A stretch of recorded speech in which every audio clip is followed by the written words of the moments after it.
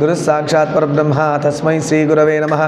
వక్రతుండం మహాకాయం సూర్యకోటి సమప్రభం నిర్విఘ్నం కురు మే దేవా సర్వకార్యేషు సర్వదా.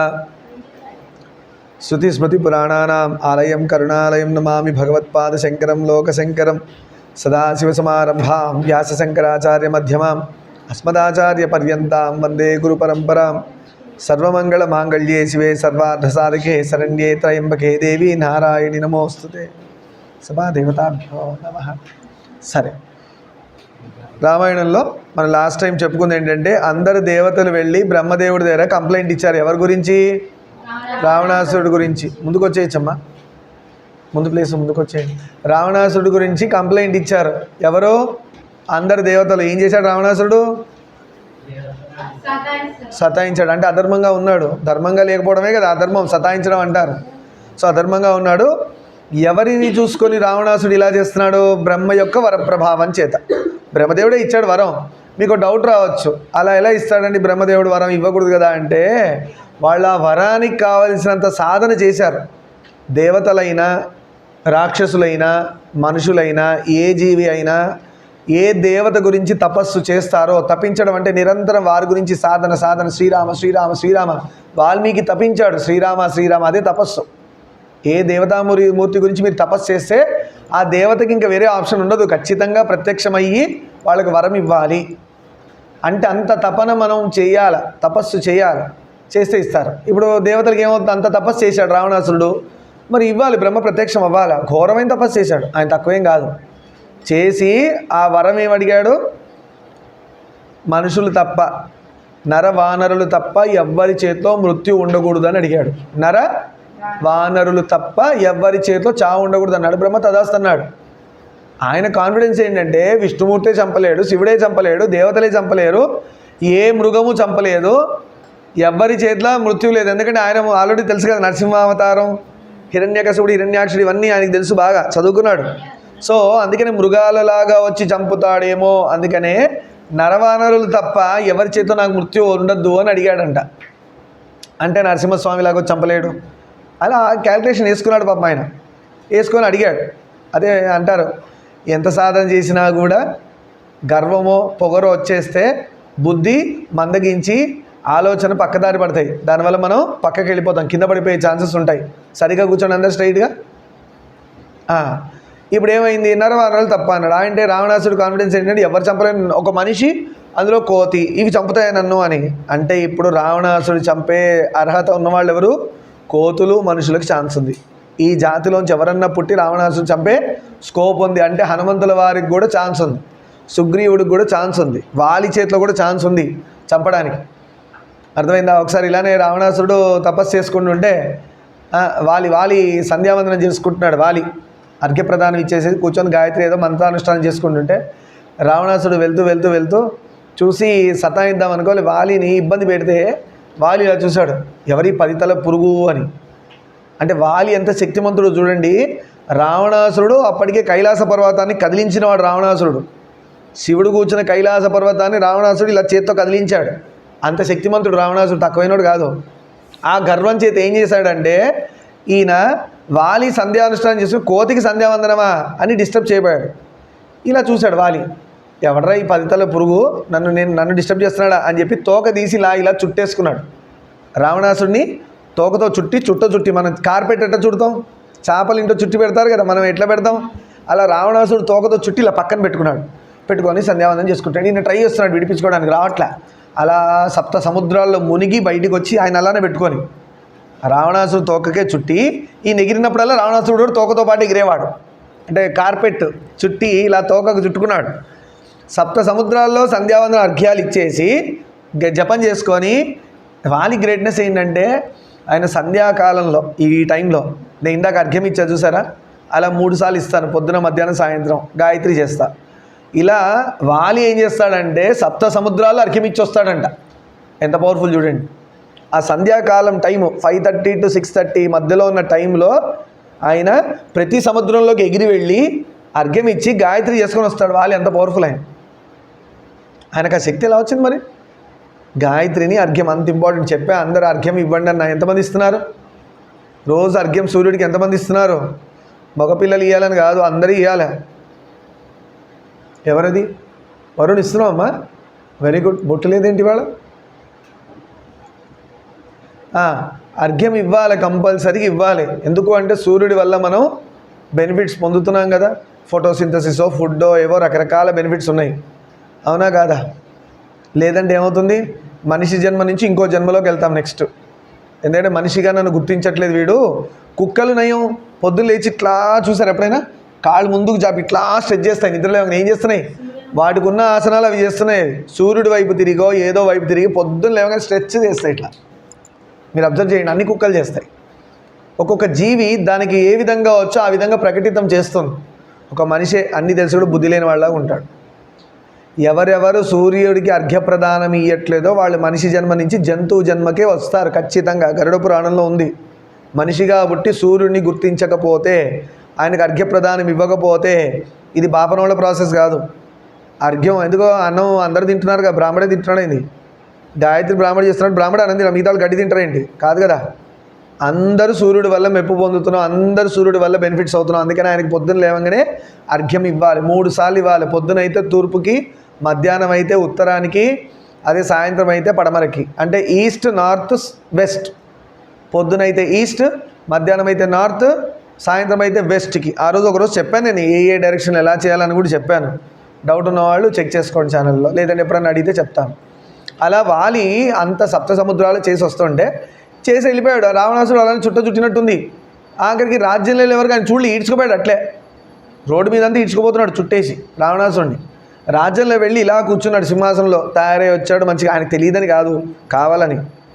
అంటే నేను పట్టించుకోలే, ఆఫ్టర్ ఆల్ నువ్వెంత నాకు అని. మరి కరెక్టే, అది వాలి శక్తి అలాంటిది. ఈయనే కదా పోయి కదిలించుకున్నాడు పోయి. అందుకనే అవతల వాళ్ళ శక్తి తెలియకుండా మనం ఎప్పుడు కదిలించకూడదు. వాళ్ళు చూడడానికి ప్రశాంతంగా ఉంటారు, కానీ వాళ్ళు కదిలిస్తే చాలా వైలెంట్గా అయిపోతుంది. మనమే షాక్ అవుతాం, మరి ఇంత శక్తి ఉందా వీళ్ళల్లో అని. అలా ఎప్పుడు కామ్గా ఉన్నవాడి జోలికి వెళ్ళకూడదు. భగవంతుడిని నమ్ముకున్నవాడి జోలికి వెళ్ళకూడదు. గురువుల జోలికి వెళ్ళకూడదు. చిన్నపిల్లల జోలికి వెళ్ళకూడదు. పేషెంట్ జోలికి వెళ్ళకూడదు. పెద్దవాళ్ళ జోలికి వెళ్ళకూడదు. ఇవన్నీ వీళ్ళ జోలికి వెళ్తే దేవుడు దిగుతాడు, మనం తట్టుకోలేము. అర్థమైందా? పొట్టేలు వెళ్ళి కొండను గుద్దినట్టే. అర్థమైందా? పొట్టేలు గుండె పగులుతుంది కొట్టి కొండకి. అలా ఏం చేశాడు వాలి? మొత్తానికి ఇంటికి వెళ్ళి వాళ్ళ ఆవిడ పాలు తెచ్చేసి, అదేంటని మీ తోకకి ఏదో ఉంది అని అంటే, ఓహో వీడా అని విదిల్చాడు ఇట్లా తోకని. దొల్లుకుంటూ అక్కడ పడిపోయాడు వాలి. అప్పుడు రావణాసుడి యొక్క తాత ఎవరు? పులస్త బ్రహ్మ. ఆయన వచ్చి పొరపాటున వాలి చేతిలో రావణాసుడు చచ్చే ఆప్షన్ ఉంది. ఎందుకంటే నరవానరులు ఉంది కదా, అందుకని వీళ్ళిద్దరు ఫ్రెండ్షిప్ చేయించాడు. ఇద్దరి మధ్యలో గొడవలు రావద్దని. రావణాసుడు వాలి అప్పుడు ఫ్రెండ్స్ అయ్యారు. వాళ్ళిద్దరి మధ్యలో అగ్రిమెంట్ ఏంటంటే, నీకేం దొరికినా నాకేం దొరికినా నీకు ఇస్తాను, ఇద్దరికి ఏది దొరికినా కూడా ఇద్దరం కలిసి ఎంజాయ్ చేద్దామని వాళ్ళ అండర్స్టాండింగ్. అర్థమైందా? అంత దరిద్రమైన అండర్స్టాండింగ్ వాళ్ళిద్దరి మధ్యలో ఉంది. సరే, అలా రావణాసుడుకి వాలి దెబ్బ తెలుసు. సంధ్యావందనం ఎలా చేసుకోవాలి ఇంత చెప్పుకున్నాం. సరే, ఇప్పుడు బ్యాక్ వచ్చేద్దాం. అలా బ్రహ్మవరం చేత రావణాసుడు గర్వంగా ఉంటే ఇలా వాలి కొంతమంది వల్ల గర్వభంగం అయింది. అదే రావణాసుడికి కార్తవీర్యార్జునుడి వల్ల కూడా నేను చెప్పాను స్టోరీ. 1000 చేతులతో నీళ్ళు ఆపితే పూలన్నీ కొట్టుకుపోతే రావణాసుడు యుద్ధానికి వెళ్ళాడు కార్తవీర్యార్జునుడి మీద, ఓడిపోయాడు. అక్కడ కూడా మళ్ళీ పౌలస్త్య బ్రహ్మనే ఫ్రెండ్షిప్ చేయించాడు అక్కడ. అలాంటి కార్తవీర్యార్జునుడు ఆ 1000 చేతుల గర్వం ఆయనకు కూడా వచ్చింది. రావణాసుడు గర్వం కార్తవీర్యార్జునుడి వల్ల పోయింది. కార్తవీర్యార్జునుడి గర్వం ఎలా పోయింది? పరశురాముడు వచ్చాడు, 1000 చేతులు నరికేశాడు, ఆయన తలకాయ నరికేశాడు, ప్రాణమే తీసాడు. ఎందుకు? పరశురాముడి తండ్రి జమదగ్నిని ఆయన ఇబ్బంది పెట్టాడు, బాధ పెట్టాడు. గోవును పట్టుకెళ్ళాడు, ఆయన ఇబ్బంది పెట్టాడు, అవమానం చేశాడు. అప్పుడు కదా పరశురాముడు శపథం చేశాడు, భూమి మీద పొగరుగా ఉన్న అధర్మంగా ఉన్న క్షత్రియుల్ని చంపేస్తా అన్నాడు. వదిలేయడం కాదు, డిస్కౌంట్ ఇవ్వలే. అధర్మంగా పొగరుగా ఉన్న క్షత్రియుల్ని నరికేస్తాను అని శపథం చేశాడు. అలా భూమి చుట్టూ 21 మార్లు ప్రదక్షిణం చేశాడు పరశురాముడు. ఎవరి కోసం? అధర్మమైన క్షత్రియుల్ని పట్టుకొని చంపేయడానికి. ఏదో ధర్మంగా మారు, లేదంటే పాదాల మీద పడు, క్షమించి వదిలేస్తా, ఎదురు తిరిగితే చంపడమే, అంతేగా. అధర్మంగా ఉంటే చంపేయడమే. అంటే ధర్మ ప్రతిష్ట, క్షత్రియులు ధర్మంగా ఉండాలని చెప్పాడు పరశురాముడు, విష్ణుమూర్తి అవతారం. సరే, బ్రహ్మ దేవతలతో అంటున్నాడు, రావణుడు గంధర్వ యక్ష దేవ దానవులచే మరణం లేకుండా నన్ను వరం కోరాడు. ఆయన తపస్సు చేశాడుగా పాపం, అందుకు బ్రహ్మ ఇయ్యాల్సి వచ్చింది. మనం కూడా ఘోర తపస్సు చేస్తే మనకు కూడా ప్రత్యక్షమవుతారు. మన అంత సీన్ లేదు, చేయం కదా. కలియుగంలో ఎంత బెనిఫిట్ అంటే, కలియుగంలో ఏమేమో చేయగలదంటే హాయి కూర్చొని శ్రీరామ శ్రీరామ శ్రీరామ గోవింద గోవింద అరుణాచల శివ అరుణాచల శివ అరుణాచల, మీకు ఇష్టమైన దైవం అంటే చాలు, వాళ్ళకంటే మనమే గొప్ప అంట. ఎందుకంటే వేరే యుగాల్లో మనకు ఉన్నంత ఇంత డిస్టర్బెన్స్ లేదు. త్రేతాయుగంలో మొబైల్స్ టీవీస్ అవన్నీ వచ్చి డిస్టర్బెన్స్ చేయలే. కృష్ణుడి యుగంలో కొంచెం, త్రేతాయుగం కంటే కొంచెం ఎక్కువ ఉంది, కలియుగంలో దారుణంగా ఉంది. కృతయుగంలో అసలు ఏం లేవు అంత డిస్టర్బెన్స్. అందుకని దేవుడు వాళ్ళకి డిస్కౌంట్స్ ఇవ్వలే. వాళ్ళకి ఏంటి, ఖచ్చితంగా యజ్ఞం చేయాలి, ఖచ్చితంగా అభిషేకం చేయాలి, ఖచ్చితంగా స్ట్రిక్ట్గా శౌచం ఉండాలి, ఉపవాసాలు ఉండాలి, నిర్జల ఉపవాసాలు ఉండాలి, నిర్జల నీళ్ళు కూడా తాకుండా ఉండాలి. అలాంటి స్ట్రిక్ట్ రూల్స్ ఉన్నాయి అప్పట్లో. కలియుగంలో అన్నీ తిను, హాయి పడుకో, టీవీ చూడు, అన్నీ చూడు, ఇవి చేయి అవి చేయి అన్నీ చేసుకో, కానీ మధ్య మధ్యలో రామ రామ రామ అనుకుంటూ చేసుకో అన్నారు. ఏంటి మరి గ్రేట్నెస్ అంటే అన్నిటికంటే మనమే గొప్ప అంట. భార్య పిల్లల్ని పోషించుకుంటూ, భర్తకి వంట చేసుకుంటూ, పిల్లల్ని పోషించి, తల్లి పాపం అవి చేసి, మామ అత్తలకి సేవ చేసి, ఇన్ని చేసి, మధ్యలో గోవింద రామ కృష్ణ అని అనుకుంటూ చేస్తే వాళ్ళంత గొప్పవాళ్ళు ఏ యుగంలో లేరంటగా. మరి అంత బెనిఫిట్ ఇచ్చారు కదా, మనం ఏం చేస్తాం, ఇది వదిలేసి అన్నీ చేస్తాం. అందుకని కామ కర్తే రహో నామ జప్తే రహో, నీ పన్ను చేసుకో, మనసులో నామం అనుకుంటూ ఉండు. మీకు ఇష్టమైన దేవుడు ఉంటాడు, కృష్ణుడు అనుకోండి, కృష్ణ కృష్ణ కృష్ణ కృష్ణ కృష్ణ కృష్ణ. హోంవర్క్ చేస్తారు, రైటింగ్ ఏదో చేస్తున్నారు, కృష్ణ కృష్ణ కృష్ణ. ఫోకస్ పెట్టి చదవాలన్నప్పుడు కృష్ణ నేను చదువుకుంటున్నా అని చెప్పి కృష్ణ అనేసి చదివేసి లాస్ట్లో మళ్ళీ కృష్ణ అనుకోవాలి. అది చదివిందంతా కూడా కృష్ణ అయిపోతుంది. ఇప్పుడు మనం కొన్ని చోట్ల ఫోకస్ పెట్టి చదవాలి కదా, పద్యాలు నేర్చుకొని టీచర్కి చెప్పాలి, కృష్ణ కృష్ణ అంటే కొడుతుంది పట్టి, నీకు ఏం చెప్పా ఏం చేస్తున్నావు అంటారు. అందుకనే పద్యం స్టార్ట్ అయ్యే ముందు కృష్ణ అనుకోండి, పద్యం ఫోకస్ పెట్టి చదవండి, అయిపోయాక కృష్ణ అనుకోండి. ఈ పద్యం చదివినంత కూడా కృష్ణమయం అయిపోతుంది. అదే కదా పొద్దున్న లేచేటప్పుడు శ్రీహరి శ్రీహరి శ్రీహరి, రాత్రి పడుకునేటప్పుడు శివ శివ శివ అన్నారు. ఈ మధ్యలో చేసినంత ఏమైందిరా అంటే ఏమైందంట, పూజ అయిపోయిందంట. నువ్వు పానీపూరి తిని వచ్చినా కూడా పూజ కిందకి మారిపోయింది. ఎందుకంటే వాడు ఈ రెండింటి మధ్యలో చేశాడు, ఈ రెండింటి మధ్యలో ఏం చేసినా అంత పూజమయం. అందుకే మనం స్నానము అలానే చేస్తాం, అన్నము అలానే తింటాం. ఎంతమంది అన్నం ఇంకా పైన ప్లేట్లో పెట్టుకోకుండా కింద భూమి మీద పెట్టి తింటున్నారు? మన ఇంట్లో కూడా సిస్టమ్ మార్చాలి, గుర్తుపెట్టుకో, మార్చాలి, మ్యాండేటరీ. అందరూ చెప్పడం కాదు, మనం కూడా చేయాలి. కింద ప్లేట్ ఉండకూడదు, కార్పెట్ అన్న వేయాలి, టేబుల్ అన్న వేసుకోవాలి, పీట అన్న వేయాలి. ఇంట్లో అన్నం తినేటప్పుడు అదృష్టానికి చేయి నుండి డైనింగ్ టేబుల్ మీద తింటే చాలా సంతోషం, అది ఫస్ట్ ప్రయారిటీ. కింద కూర్చొని తినేవాళ్ళు మనం కార్పెట్ మీద కూర్చుంటాం, అన్నం ప్లేట్ కింద పెడుతున్నారు, తప్పు. మనం కార్పెట్ మీద ఎలా కూర్చున్నామో అన్నం కూడా కార్పెట్ మీదనే ఉండాలి. సో దట్ క్లీన్ చేసేటప్పుడు నీట్గా తీసేసి క్లీన్ చేసేసుకొని కడిగి పెట్టడానికి కూడా వీలుగా ఉంటుంది. అన్నం పాత్ర భూమి మీద ఉండద్దు, మనం తినే కంచం డైరెక్ట్ నేలకు తగలకూడదు. నడుస్తాం, తొక్కే చోట అన్నపూర్ణాదేవిని పెట్టినట్టు ఉంటాం, ఒప్పుకుంటామా? మనం చెంప పెట్టడానికే ఒప్పుకోము. భూమి మీద పెడతారు, ఇలా అందరు నడిచే చోట భూమి చెంప తీసుకెళ్ళి పెడతారా? మొహం పాడవుతుంది, డస్ట్ అంటుతుంది, బయటంతా రసరస తొక్కొచ్చంగా పెడతారా చెంప? మరి ఉల్లంతా తిరుగుతున్నాగా, మరి అక్కడ ఎలా పెడుతున్నారు కంచం?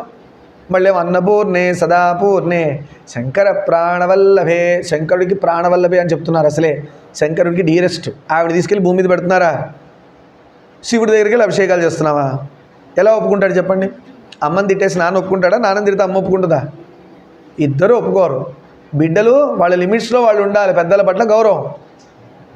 నిందా కూడా ఎవరో అడిగితే చెప్తున్నాను, అదే పేరెంట్ ఎవరో వచ్చి డిస్కస్ చేస్తుంటే, చిన్నపిల్లలు పెద్దవాళ్ళకి చెప్పకూడదు, పెద్దవాళ్ళు చిన్నపిల్లలకి చెప్తే వినాలి. ఒకవేళ పెద్దవాళ్ళ ఎందుకు తప్పు ఉంటే మనం చెప్పకూడదు, వాళ్ళ పెద్దవాళ్ళు చెప్పుకుంటారు. మీకంటే చిన్నపిల్లలు ఉంటే చెప్పాల్సిన బాధ్యత ఉంది. మనకంటే చిన్నపిల్లలకి చెప్పాల్సిన బాధ్యత మంది, మనకంటే పెద్దవాళ్ళకి చెప్పాలని రూల్ ఏం లేదు. ఒకవేళ వాళ్ళు అడిగితే చెప్పండి, మనకి ధర్మం తెలుసు కదా చెప్పు అంటే చెప్పాలి, ధర్మమే చెప్పాలి. దొరికాడు కదా అని చెప్పి శృతి వాయించద్దు, అర్థమైందా? ధర్మం అయితేనే చెప్పాలి. అందుకే తెలుసుకోండి, నేర్చుకోండి, చెప్పండి. అలా రావణుడు గంధర్వుల చేతిలో చావడు, యక్ష దేవ దానవులచే మరణం లేకుండా బ్రహ్మ నుంచి వరం పొందాడు. మానవుల పట్ల అతనికి చులకన భావం, మనిషిని అన్నీ చంపుతాడులే అని ఆయన మనుషుల్ని ప్రస్తావన తీసుకురాలే. నిజంగా మనుషులు వానరులు అనంటే మాత్రం రావణాసురుడు చావలేదు. ఇక విష్ణుమూర్తి ఇంకేదో ప్లాన్ చేసుకొని రావాలా, ఇవన్నీ కాకుండా అప్పుడు ఎలా వస్తాడు? సరే, మొత్తానికి చులకన భావం, అందుకే వారి గురించి ప్రస్తావించలే, వాళ్ళ గురించి కూడా మాట్లాడలేదంట అసలు. ఈ అన్ని లిస్ట్ చెప్పాడు కానీ మనుషుల్ని కోతులను వదిలేసి మిగతా లిస్ట్ చెప్పాడు. వాళ్ళేం చంపుతారులే నన్ను, ఆఫ్టర్ ఆల్ మనిషి అని. అందుకే దేవుడు విష్ణుమూర్తి రాముడు మనిషిగా వచ్చి చంపాడు. అంటే సుగ్రీవుడికి హనుమంతుడికి ఛాన్స్ ఉంది, చంపారా? ఎందుకు చంపలేదు? రాముడు ప్రతిజ్ఞ చేశాడు కాబట్టి చంపలేరు. రాముడు అన్నాడు కదా రావణాసురుడు చంపుతా అని, హనుమంతుడు దొరికాడు చంపేయచ్చు. ఫస్ట్ టైం వెళ్ళాడు కదా సీతమ్మ సుందరాకాండ టైంలో, చంపాడా?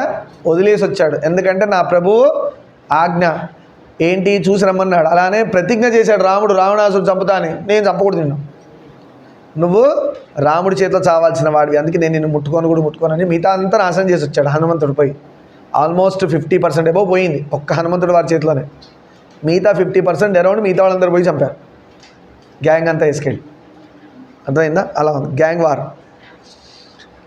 అందుకే వారి గురించి ప్రస్తావన. కనుక మానవుని చేతిలోనే రావణుడికి మరణం ఉందని అన్నాడు బ్రహ్మదేవుడు. హింట్ ఇచ్చాడు దేవతలకు, మీరు వెళ్ళండి టెన్షన్ పడకండి, మనిషి చేతిలోనే రావణాసుడు చావుంది. ఇప్పుడు వీళ్ళకి డౌట్, ఎవరా మనిషి, ఎలాగా, ఏంటి మనిషి చేతిలో రావణాసుడు చనిపోతుందా అంటే ఎలాగా, ఏమవుతుంది ప్రాసెస్ అడుగుతారు కదా, యాంగ్జైటీ. మీకు గిఫ్ట్ వస్తుందంటే ఎలాంటిది వస్తుంది, ఎప్పుడు వస్తుంది, ఎప్పుడు ఇస్తావు డాడీ, ఎప్పుడు తీసుకొస్తావు, ఇన్ని అడుగుతారు క్వశ్చన్లు. మరి దేవతల్ని టార్చర్ పెట్టేవాడు ప్రపంచాన్ని టార్చర్ పెట్టాడు, ఎప్పుడు చస్తాడనే దాని గురించి యాంగ్జైటీ ఉంటుందిగా అందరికీ. ఇదే, అలా ఉండకూడదు. మనం చాలా కాల పాటు ఉండాలి, చల్లగా ఉండాలి, వీళ్ళతో మాట్లాడాలి, వీడు మనతో ఉండాలి అనుకునేటట్టు ప్రవర్తించాలి. కానీ వామ్మ వీడా దరిద్రుడు, వీడు వచ్చాడనే సతాయిస్తాడు, వీడు పెద్ద డిస్టర్బెన్స్ క్యాండిడేట్, వీడికి దూరంగా ఉందాం, వీడు లేకపోతే బాగుండు, వీడి తొందర పోతే బాగుండు, ఇలాంటివి అననిచ్చుకోవద్దు. ఇలా అనిపించుకోకూడదు. ఎలా ఉండాలి, చాలా బుద్ధిగా ఉండాలి, అందరూ మనం లైక్ చేసేటట్టు ఉండాలి, అందరూ వెల్కమ్ అనేటట్టు ఉండాలి. Please go, please get out, ఇలాంటి పెట్టుకోవద్దు మన లైఫ్ని ఎప్పుడు. కోపాలు కంట్రోల్ చేసుకోవాలి. మనకున్న దౌర్భాగ్యం ఏంటంటే ఇప్పుడు కోపాలు ఎక్కువ, కోరికలు ఎక్కువ, అట్రాక్షన్స్ ఎక్కువ, అన్నిట్లో పడి పడి పడి పడి పడి పడి ఎప్పుడు నేర్చుకుంటాం? ఏదో రోజు డిసిప్లిన్ రావాలా? చిన్నవే అమ్మా, మీరు పెద్ద పెద్దవి ఏం చేయక్కర్లే, మీరు తిన్నవి అక్కడిక్కడ పడేస్తున్నారు ట్యూషన్లో. నేను చిమ్ముకుంటున్నప్పుడు నాకు దొరుకుతున్నాయి, ఈవెన్ లాలీపాప్ స్టిక్స్ కూడా 10-15 దొరికాయి, తినేస్తున్నారు, ఇట్లా పడేస్తున్నారు, అది కూడా తెలియదా? మనమైతే మనుషులమేగా, ఓ డిసిప్లిన్ ఉంది కదా. మనుషులు ఏం చేస్తారు, తింటే డస్ట్బిన్లో పడేస్తారు. జంతువులు అంటే పాపం వాటి డస్ట్బిన్ తెలియదు, వాడికి ఎక్కడ వేయాలో కూడా తెలియదు. ఒక కుక్క ఎప్పుడైనా అన్నం తినేసి ఆ పేపర్ని తీసుకెళ్ళి డస్ట్బిన్లో మూతి పెట్టేయడం చూసారా? మరి మనిషిగా రూల్ ఉంది కదా, అది ఫాలో అవ్వాలిగా. నేను అనేది అందరిని అట్లా బుద్ధి లేని వాళ్ళు ఎవరైతే ఉన్నారో వాళ్ళని అంటున్నా, వాడు మనిషిగా ఉన్న జంతువు అనాలి. పేరుకు మనిషి కానీ జంతువు, ఎందుకంటే లక్షణాలన్నీ ఏమున్నాయి, జంతువు ఉన్నాయి. ఇట్లా తిని పడేస్తాడు, బట్టలు కూడా ఇంటికి వెళ్ళి ఇట్లా పడేస్తాడేమో, స్కూల్ నుంచి సాక్స్ రాగానే అట్లా పడేస్తాడేమో, అన్నం తిని అట్లా వదిలేస్తాడు. ఇలానే ఉండేది మనుషులు. నీట్గా అన్నం తిన్నాక అది ఎత్తాలి, తుడవాలి, నీట్గా చేయాలి. అన్నం తింటే అక్కడ నీళ్ళు చల్లేసి అలికేసేసి మంచిగా పెట్టి తుడిచి నీట్గా పెట్టాలి. మళ్ళీ ఎవరైనా నడిచేటట్టుగా ఉండాలి. పొద్దున్న ఏమైనా ఆడపిల్లలు నీళ్ళు చల్లి ముగ్గేయాలా. అన్నీ ఏ లక్షణాలు వస్తున్నాయో. కలియుగం ముదిరిందంటే ఇదే, ఆడపిల్లలు ముగ్గేయరు, నీళ్ళు చల్లరు. ఇది ఫస్ట్ లక్షణం. మగవాళ్ళు వేస్తుంటారు, ఆడవాళ్ళు లేకపోతే ఏం చేస్తారు పాపం చచ్చినట్టు, మగవాళ్ళు నీళ్ళు చల్లి ముగ్గేయాలి. ఇది అట్ట అయింది, అది ఇట్ అయింది. అంటే ఆడవాళ్ళు వేయాలా అంటే అది ఆడవాళ్ళు జడేసుకోవాలంటే ఎట్లుంటుంది, గలీజ్గా ఉంటుంది. మగవాళ్ళు వేసుకుంటే బాగుంటుంది, ఆడవాళ్ళు కత్తిరించుకుంటే బాగుంటుంది. ఇవన్నీ మాటలు మాట్లాడితే అసలే బాగుండదు కదా. పురాణాలు ఇవన్నీ అట్లా అయిపోతున్నాం. మరి గురువుగారులు అందరూ పాపం ఇవన్నీ ఎందుకు చెప్పాల్సి వస్తుందంటే, ఇది ఎలా ఉందంటే పురాణాన్ని కూర్చునే ముందు బుద్ధి ప్రిపేర్ అవ్వాలి పురాణం వినడానికి. ఆ బుద్ధే తలుపులు వేసుకొని కూర్చుంది అనుకో, బొట్టు పెట్టుకోరు, మొహం చూడబుద్ధి కాదు, అడ్డదిడ్డంగా కత్తిరించుకొని వస్తారు. వాళ్ళ మొహాలు చూస్తేనే అబ్బా అమ్మాయి అబ్బాయి అని డౌటు. బయట చూడండి ఒక్కొక్కసారి మనం ఇట్లా వెళ్ళి చూస్తాం, అబ్బాయి అమ్మాయి అని డౌట్ వస్తుంది. వాళ్ళ ప్యాంట్ షర్ట్ అవతారం, వాళ్ళ జుట్టు అవతారం అలానే ఉంటుంది. మనం ఏం చేస్తాం అలానా? ఆ పిల్లలు తప్పు కాదు. ఇవాళ చెప్పండి మోడర్నైజేషన్ బ్రిటిష్ వాళ్ళు ఇండస్ట్రీస్కి పెడితే మనం మనుషులకు పెట్టుకున్నాం. Modernisation is for technology and industries. ఎందుకు ఇలా ఉండి చేయదని ఉందా? గొప్ప గొప్ప వాళ్ళు ఉన్నారు. ఝాన్సీ లక్ష్మీబాయి ఉంది, రుద్రమదేవి ఉంది, సరోజిని నాయుడు ఉంది, ఎంతమంది ఉన్నారు పెద్ద పెద్ద వాళ్ళు, చేయలేదా? అంటే ఇవన్నీ మాటలు వేస్ట్. ఇదేంటంటే ఎవరికి వాడికి స్వతహాగా రావాలి. ఇవాళ రేపు ఏంటంటే కలియుగంలో దరిద్రం ఏంటంటే ఏది చెప్పినా దాన్ని రాంగ్గా ప్రొపగండా చేస్తారు. మంచి చెప్పినకి మంచికి వాల్యూ ఉండదు, దాన్ని హైలైట్ చేసి వాళ్ళని కొడతారు. మంచి వాళ్ళని కొట్టే యుగమే కలియుగం. చెడ్డవాళ్ళు బాగా ఉంటారు, చలామణి అవుతారు. చెడ్డవాళ్ళందరూ మంచిగా ఉంటారు, సేఫ్గా ఉంటారు. మంచి వాళ్ళు బిక్కుమంటూ ఉంటారు. వాళ్ళు బయటికి రావడానికి ఇష్టపడరు, ఎందుకంటే బయటంతా నాన్సెన్స్ ఉంటుంది. ఇంట్లలోనే ఉంటూ రామ రామ రామ రామ అనుకుంటూ వాళ్ళు వెళ్ళిపోతుంటారు. ఎందుకంటే వాళ్ళు ఉండడం కలియుగంలో డేంజర్, మంచి వాళ్ళకి ప్లేస్ కాదు కలియుగం. అందుకని వాళ్ళు తొందరగా రామ రామ రామ అనుకుంటూ వెళ్ళిపోతారు. మిగిలినంతా డస్ట్బిన్నే. జిహెచ్ఎంసీ యాడ్ అంటారు చూడండి, గబ్బు వస్తుంది, అదే మిగులుతుంది. అందుకనే దేవుడిని నమ్ముకోండి. ఇంతలో శ్రీ మహావిష్ణువు శంఖ చక్ర గదాధారి అయి వచ్చాడు. ఇగో పిల్లలు బాధపడితే ఏం చేస్తాడు, తండ్రి వచ్చేస్తాడు ఎంబడే కనుక్కోవడానికి. విష్ణుమూర్తి వచ్చాడు. ఆయన చేతిలో ఏమేమి ఉన్నాయి? శంఖము, చక్రము, గద ఉన్నాయి. ధరించి వచ్చాడు. దేవతలు ఆ దేవదేవుణ్ణి అనేక విధాలుగా స్తుతించారు. విష్ణుమూర్తి రాగానే ఎమ్మడేం చేసి స్తుతి చేయడం. స్తుతి అంటే ఏంటి? ఆయన యొక్క నామగుణాలను చెప్పడం. అష్టోత్తరంలో పేర్లు వస్తాయి, ఆయన పేర్లు కాదవి, ఆయన గుణాలు, లక్షణాలు. దామోదరుడు, ఓం దామోదరాయ నమః, అలా పేర్లు ఉన్నాయి కదా. ఆయనకున్న పేర్లన్నీ కూడా ఆయన యొక్క మనకు పేరు పెడతారు. ఎందుకు పెడతారంటే నక్షత్రం చూసి పెడతారు. కొంతమంది టింకు పింకు రింకు అని పెడతారు. అది ఎందుకు పెడతారో కూడా తెలియదు నాకు అట్లాంటివి పేర్లు. నక్షత్రం బట్టి పోవాలా, నక్షత్రం ఒక లెటర్ ఇస్తుంది, ఆ లెటర్ బట్టి పేరు పెట్టాలా, అది వాడికి శక్తిని ఇస్తుంది. వాడు ఆ పిలవగా వాళ్ళు ఆ శక్తి ప్రసరించి గొప్పవాడు అవుతాడు. ఈ టింకు పింకు రింకు డింకు అన్న అయినప్పటి నుంచే ఇట్లా తయారైంది సొసైటీ. దానివల్ల ఏం పవర్ ఉందో తెలియదు, ఏందో తెలియదు. మెల్లమెల్ల డిష్యూమ్ ఇలా పెడతారేమో పేర్లు. వాడు యుద్ధం చేస్తూ ఉంటాడేమో ఇక అంత. నెక్స్ట్ అలాంటివా ఇంకా ముందు ఇప్పుడు యూట్యూబ్లో కూడా చూస్తున్నాం. ఉయ్, కీ, చీ ఇలా వస్తాయంటే పేర్లు. నెక్స్ట్ సుయ్, అంతే కదా. అంతకుముందు రామ, వెంకట, శివ, సుబ్రహ్మణ్యం అలా పెద్ద ఉండేవి. అది పోయి 2 అయినాయి, 2 కాస్త 1 అయింది, 1 కాస్త కొన్ని ముక్కలైనాయి. సంధి విచ్ఛేద్ అయిపోయింది. ఆ ముక్కలు లెటర్ అయితే సి, సు, సా, టింగ్, టాంగ్ బెల్ కొట్టినట్టే ఈ పేర్లు పెట్టుకుంటారు. ఇంకా రేపు పొద్దున వాడు పిలిచాడా బెల్ కొట్టాడో తెలియదు. అంత దరిద్రమైన పేర్లు. ఆ పెట్టుకునే బీజాక్షరాలు కూడా పెట్టుకొని వస్తారేమో తెలియదు. ఇంకా బయటికి రాకూడదు బీజాక్షరాలు. ఇలా చెప్తే ఇలా పెడతారు, మళ్ళీ ఇది ఒక గోల. పెట్టుకోకండి. దేవుడి పేరు పెట్టుకోండి. రామ, శ్రీరామ పేర్లు బాగుంటాయి. శ్రీరామ్ ఎంత బాగుంటుంది పేరు. కొంతమంది డౌట్, సీతాన్ని పెట్టుకోవడానికి భయపడతారు. ఆడపిల్లకి సీతాన్ని పెడితే సీతలా కష్టపడుతుందంట. సీతలా పెడితే సీత కష్టాలని కాదు, అటు రావణాసుడు లేదుగా సీత కష్టాలు పడడానికి. ఎవడన్నా తండ్రి రావణాన్ని పెట్టి ఎవరన్నా పెంచి పోషిస్తున్నాడు ఏంటి సీతాన్ని పెట్టంగా ఎత్తుకెళ్ళిపోవడానికి? బుద్ధి లేని పనులు అవన్నీ. సీత అంటే మంగళం, గుర్తుపెట్టుకోండి. లక్ష్మమ్మ అంటారు ఎవరన్నా, లక్ష్మీదేవి అంటారు. సరస్వతమ్మ అంటారా, సరస్వతీదేవి అంటారు. సీతాదేవి అంటారా, సీతమ్మ అంటారా? చూసారా, ఆ పేరుకి అమ్మ అనే తగిన సీతమ్మకే. సీతాదేవి అని ఎవరు అనరు ప్రపంచంలో. తండ్రి రామచంద్రమూర్తి అంటారు, అర్థమైందా? రామస్వామి అంటారా, వెంకటేశ్వర స్వామి అంటారు, రామస్వామి అంటారా? తండ్రి రామచంద్రమూర్తి అంటారు. ఎందుకు? ధర్మమూర్తి. అలా ఒక్కొక్కటి అలా. అందుకు సీతమ్మ హాయిగా పెట్టుకోవచ్చు. వాళ్ళ జాతక రీత్యా నక్షత్రం అదే చెప్తే సీతమ్మ పెట్టుకోవచ్చు. సీత ఎంత బాగుంటుందో. సీత అంటుంటేనే అదేదో చల్లగా హాయిగా ఇంట్లో మంగళం తిరుగుతున్నట్టుగా ఉంటుంది. ఆ సౌండ్కే ఆ స్పెషల్ అది. ఎందుకంటే చంద్రవంశం, ఆ చల్లదనం కనబడుతుంది మనకి. సీత అనే పేరులో చల్లదనం సీత. సరే, దేవతలు ఆ దేవదేవుడిని అనేక విధాలుగా స్తుతి చేశారు. వరగర్వం చేత కన్నుమిన్ను గానక ప్రవర్తిస్తున్న రావుని సంహరించాడని మానవుడిగా అవతరించమని అభ్యర్థించారు. వీళ్ళందరూ రిక్వెస్ట్ పెట్టారు. బ్రహ్మదేవుడు లీక్ చేశాడుగా పేపరు. మనిషిగా వచ్చిన వాడి చేతిలోనే, మనిషిగా ఉన్నవాడి చేతిలో రావణాసుడు చస్తాన్నాడు. ఇప్పుడు వీళ్ళకేమైంది? తొందర ఎక్కువైంది. స్వామి తొందరగా మనిషిగా మారి ఆ రావణాసుడు చంపాలని. ఎప్పుడైనా మనకంటే ప్రభువులకు మనం ఆప్షన్ ఇస్తామా? ఇవ్వకూడదు, తప్పు. ఈ దేవతలతో ఇదే ప్రాబ్లం. సుబ్రహ్మణ్యుడు పుట్టే టైంలో కూడా ఇట్లే చేశారు. అందుకే అమ్మవారు శాపం ఇచ్చింది, మీకు ఎవరికి పిల్లలు పుట్టకుండా ఉండాలని. అందుకే దేవతలకు పిల్లలు పుట్టరు. అమ్మవారు శాపం ఇచ్చే వరకు ఉన్న పిల్లలే పిల్లలు వాళ్ళకి.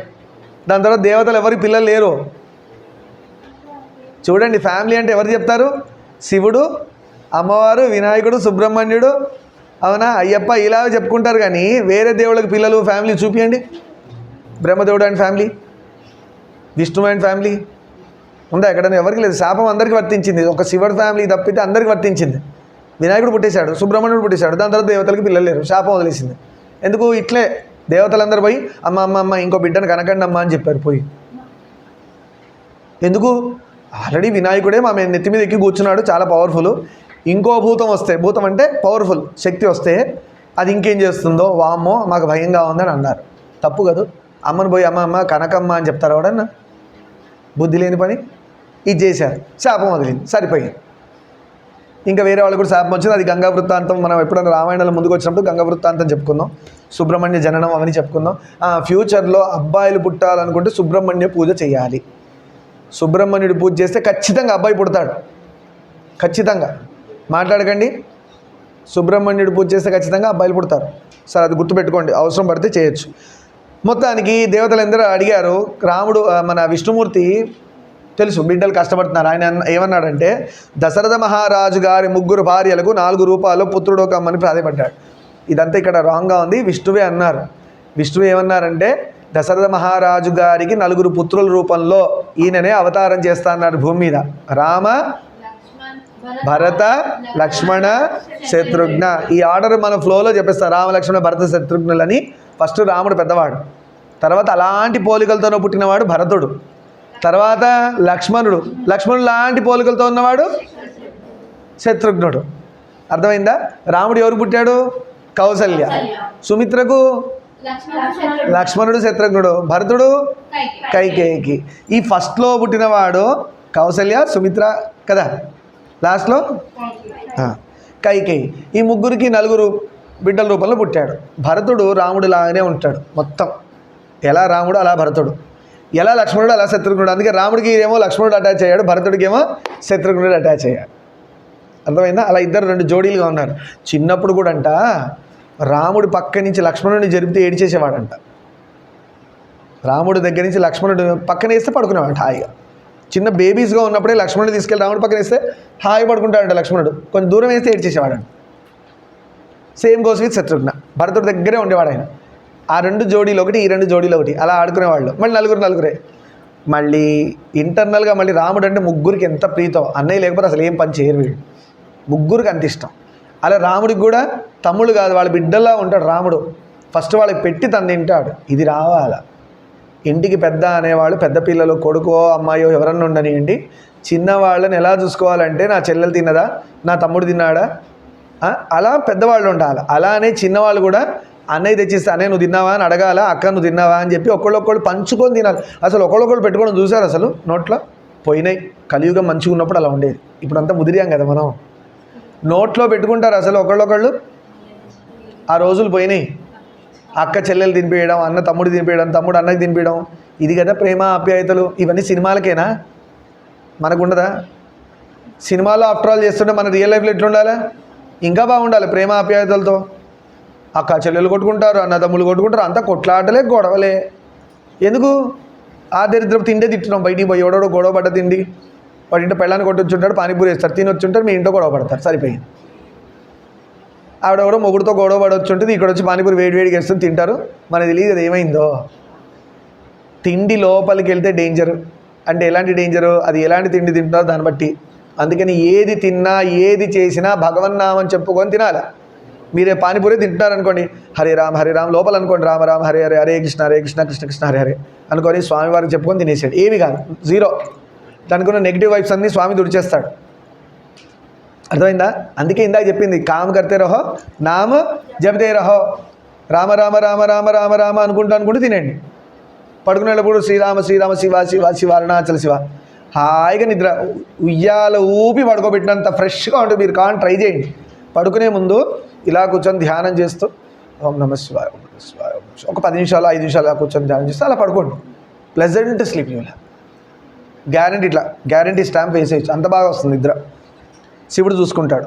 సరే, దశరథ మహారాజు గారి 3 భార్యలకి 4 కొడుకుల రూపంలో పుట్టమని ప్రాధేయపడ్డారు. అభయమిచ్చాడు ఆశ్రిత వత్సలుడు. అంతే కదా. తండ్రి ఏం చేస్తాడు?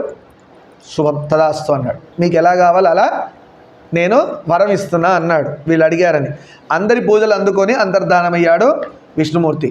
దశరథ మహారాజు పుత్రకామేష్టి చేసినప్పుడు యజ్ఞకుండ నుంచి గొప్ప తేజస్తో కూడిన ఒక దివ్య పురుషుడు ఆవిర్భవించాడు.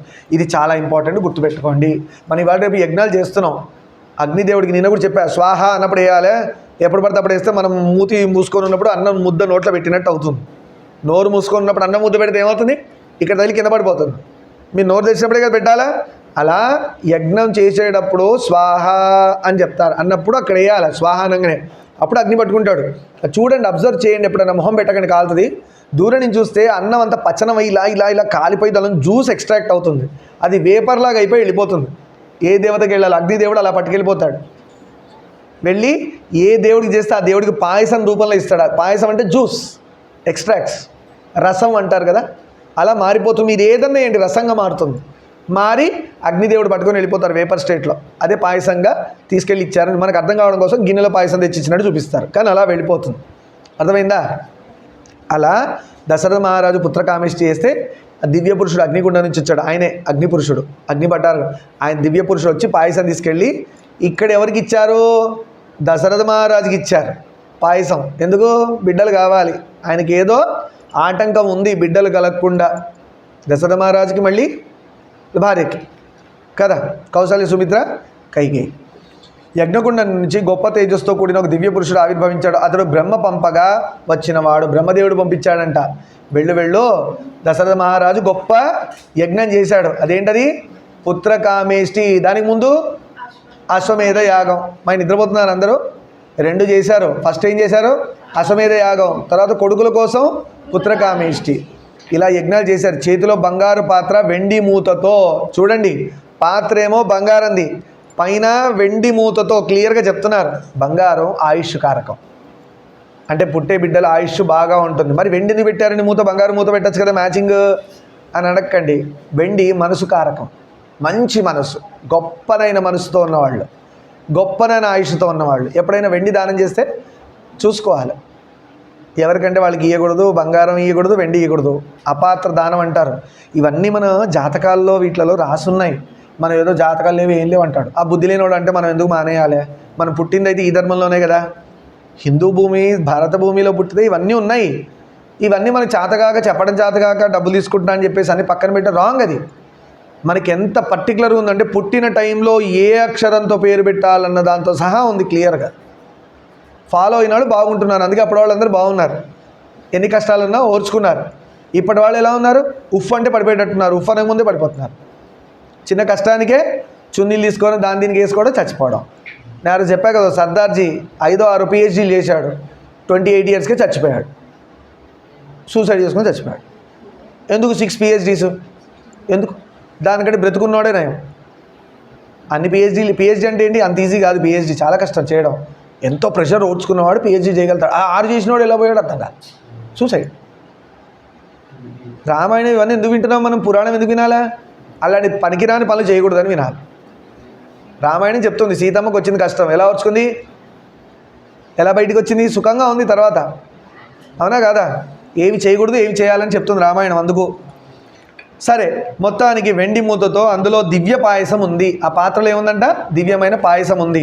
దాన్ని దశరథ మహారాజుకు అందించాడు. వెనకాల ముచ్చట్లు ఎక్కువైనాయి, ముందు కూర్చోండి వచ్చి. ఈ పాయసం సంపదలను ఇస్తుంది చెప్తున్నాడు ఇప్పుడు ఆ పురుషుడు. ఈ పాయసం ఏమేమి ఇస్తుందంటే దశరథ మహారాజుకి సంపదలను ఇస్తుంది. ఒకవేళ ఆయన దగ్గర లేకపోతే వస్తాయని. ఆయన దగ్గర అన్నీ ఉన్నాయి, ఆయనకి లేనిదేంటి? బిడ్డలు లేరు. మరి అది కూడా సంపదే. సంపద అంటే అందరూ లక్ష్మీదేవి, సంపద అంటే డౌట్ ఏం పడతారంటే డబ్బు అనుకుంటారు. డబ్బు కాదు సంపద అంటే. ఎందుకు? అన్నం తినా అంటే డబ్బు తింటారా? 100 కట్టలు ఉంటాయి, 10 కట్టలు తింటారా? సంపద అంటే అర్థం ఏంటంటే అన్నీ వస్తాయి. ఇల్లు సంపదే, లక్ష్మీ కటాక్షమే. అన్నం తినడం లక్ష్మీ కటాక్షం.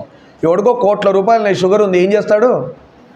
ఆడికి లక్ష్మీ కటాక్షం ఉంది, సంపద ఉంది అంటారు. ఆడి మొహం ఉంది, వాడికి షుగర్ ఉంది, ఫస్ట్ తింటే చస్తాడు. అన్ని డబ్బులు ఉన్నాయి, తినగలుగుతాడు అన్నం ప్రశాంతంగా? తినలేడు. ఇది పెద్ద పనిష్మెంట్. అన్నీ పెట్టి దాన్ని ముట్టుకోకుండా ఉండేటట్టు చేస్తే దాన్ని అంతకంటే పనిష్మెంట్ ఉంటుందా? మీకు ఇష్టమైన గిఫ్ట్ కొని ఇప్పుడే ముట్టద్దురా, 4 రోజుల తర్వాత ముట్టుకోవాలన్నారు అనుకో, అది పెద్ద పనిష్మెంట్ కదా. అలానే వాడు దరిద్రుడు.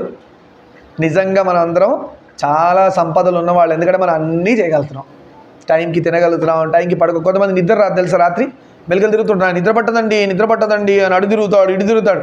నా జీవితంలో దేవుడు నాకు మంచి నిద్రనే ఇచ్చాడు. నేను పడుకునే తక్కువే, కానీ భయంకరంగా పడుకుంటా. ఎట్లా పడుకుంటా అంటే 12 1 గంట పడుకుంటా, పొద్దున్న 4. ఇప్పుడంటే మెల్లగా ఓకే, దీక్షలో కాబట్టి అటు ఇటు అవుతుంది. ఎలా అంటే 4-5 గంటలే పడుకుంటా, కానీ సౌండ్ స్లీప్. నా నుంచి బల్లి పోయినా పాము పోయినా కూడా నాకు తెలియదు, అంత సౌండ్ స్లీప్. నా అదృష్టం. కానీ ఎప్పుడో ఎవరినో నిద్ర లేపుంటానేమో, నేను నిద్ర తొందరగా తక్కువ అవర్స్ పడుకుంటా. ఎప్పుడు 12, 4, 12, 5, 12 అంతే. అలానే ఉంటుంది నా టైమింగ్. 4-5 గంటలే నా జీవితం అంతా పడుకుంది. సరే, ఈ పాయసం సంపదలను ఇస్తుంది. ఎవరికి? దశరథ మహారాజుకి. ఆరోగ్యాన్ని పెంపొందిస్తుంది. ఎవరి ఆరోగ్యం బాగుపడుతుంది ఇప్పుడు? తాగిన వాళ్ళు, పూజ చేసిన వాళ్ళు. అంటే దశరథ మహారాజు భార్యలో ఆరోగ్యం బాగుంటుంది, దశరథ మహారాజు బాగుంటుంది. అన్నిటిని మించి సంతానాన్ని ప్రసాదిస్తున్నాడు. ఇది దీనికోసం వెయిట్ చేస్తున్నాడు. అన్నిటి మించి సంతానాన్ని ఇస్తుంది. పేదవానికి పెన్నిధి దొరికినట్లేదు. పేదవాడికి ఏం కావాలి? డబ్బులు కావాలి. పెన్నిధి అంటే లక్ష్మి, డబ్బు, సంపద. సో పేదవాడికి డబ్బు దొరికినట్టు. దశరథ మహారాజుకి సంతానం కావాలి కాబట్టి సంతానం దొరికినట్లయింది. అతని మనస్సు ఆనంద తాండవం చేసింది. తాండవం అంటే సంతోషంతో మీరు చేస్తుంటారే, మీ అమ్మవాళ్ళు ఇష్టమైన, అదే ఆనంద తాండవం. సరే, దశరథ మహారాజు సంతోషంగా ఉన్నప్పుడు ఇక్కడ పాసిద్దాం, రేపటి రోజు మీద చెప్పుకుందాం. సర్వం శివమామేశ్వర పాదారవిందార్పణమస్తు. లోకాన్ సమస్తాన్ సుఖినో భవంతు. శాంతి శాంతి.